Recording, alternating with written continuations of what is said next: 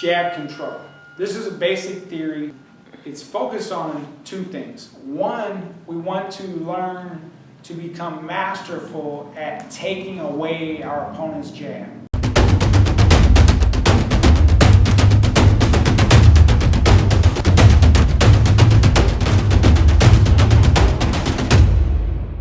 If we can take away their jab, they're lost. If I'm Cruz Hitman Stewart, Cruz is a murderous body puncher. If he can take away your jab, you can't keep him off you. Now he can just walk you down and attack your body and turn the lights out. Murderous puncher. That's what we want to do. Take away the opponent's jab. If you are a boxer and you can counter people so much every time that they throw their jab that they quit jabbing and you're boxing, well, guess what? Now they can't get to you. Now they can't close the gap because they're not jabbing their way in. They're going to be so easy to hit on their way in with no jab in front of it that it's going to be a one-sided fight. And remember, we want to develop along the spectrum, so even though if you're boxing in a style, more of a boxer style, that doesn't mean you can't crack, you can't punch. As a boxer and as a puncher, you still need to know how to deliver heavy shots that hurt your opponent. So what you want to do is think of this. Keep this in mind with jab control. Go ahead and get in your stance, guys. So as Tony's jabbing, Cruz is going to show you multiple ways. We'll start with the body one. So he's going to jab. So you can go two to the body. You can go with it. You can go to one. Lean out. Yep. Right there. We can go there. We can thread the jab. Thread the jab. Right there. We can slip inside. Come with the, yep, slip inside. Come with the uppercut. We can slip outside. Come with the uppercut. Yep, we can slip outside and come with the right hand. Come with the right hand. We got all kinds of counters, but all I want you to know is this. If you're fighting someone and every time he throws his jab, you make him pay. You catch him. Every time he throws a jab, he's getting hit. His jab is going to have less on it.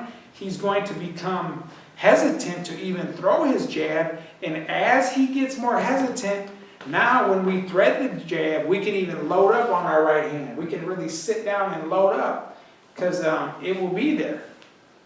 So the whole theory is this: jab control. We want to take away our opponent's jab. The other part of that theory is this: we want to develop an uncounterable jab. The uncounterable jab does not exist. Anytime you throw a punch, there's multiple ways to counter you. But the more you can minimize the little technicalities of even delivering a textbook jab, the harder it is for your opponent to counter. We're going to work on the textbook jab, a fully committed jab. Go ahead and get in your hex boxing stance. You're going to come off your back leg. You're going to step in, keep your weight under you, and you're going to throw the jab right off the cheek here. And it's going to be a jab that you can use to stop an opponent from attacking. You can also use this jab to back your opponent up. Jab. Jab. Jab. Back up just a little bit, Cruz. And do that again.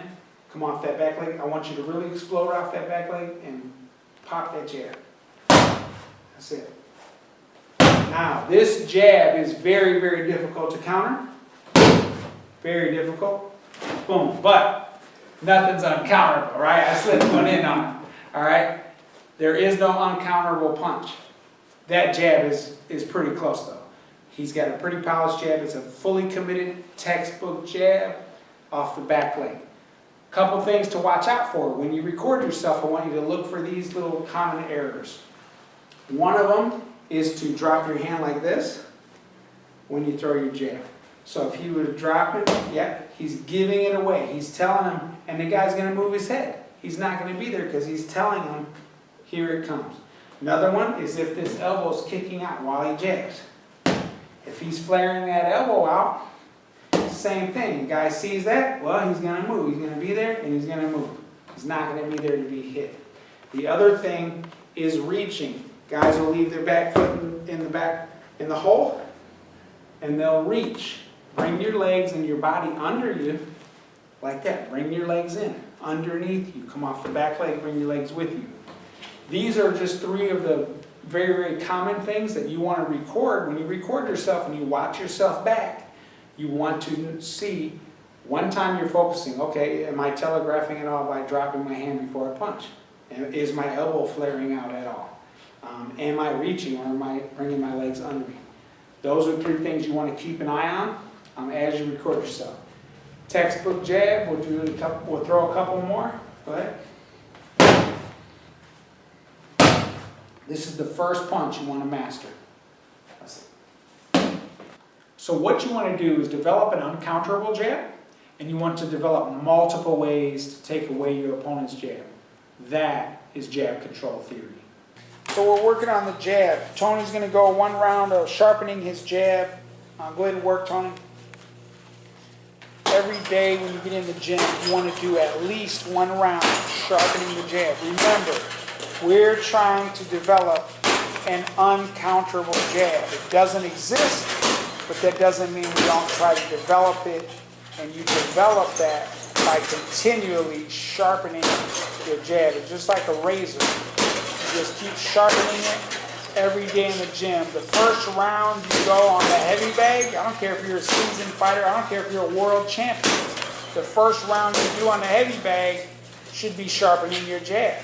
It's the most important punch in boxing. It controls your fight. You've already learned jab control theory, and you just need to sharpen the jab no matter what. Every day you get in the gym, you want to notice, is my hand coming back to my face? Am I telegraphing? And the only way for you to notice this is to record yourself. You have to record yourself doing this, and then look and see if you have any holes in your defense. And if you do, then you need to correct those holes and get back to the fundamentals. Sharpen the jab. Time. Are ready?